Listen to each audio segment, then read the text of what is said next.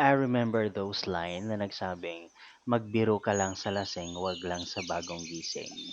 Actually, may point naman siya talaga because every morning kasi, especially kapagka bagong gising ka, mataas yung level ng stress hormones.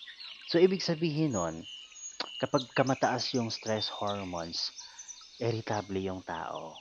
That's why kapagka bagong gising pa lang kayo, especially yung mga may mga partner diyan na maagang-maaga nag-aaway because they are not careful every words na lumabas sa mga bibig nila. That's why you must be very careful sa mga words no na ilalabas nyo sa bibig nyo, especially kapag bagong gising pa lang kayo, both partner, to avoid fighting.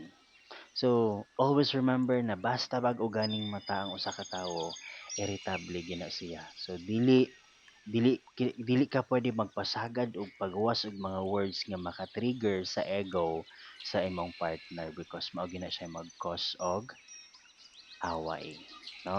Manang magkagubot dayon mo. Ana lang, be careful with your emotion.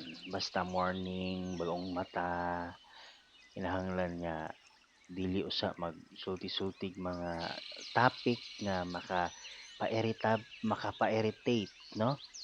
Mo'y makahimog rason nga ma-irritable ang imong partner.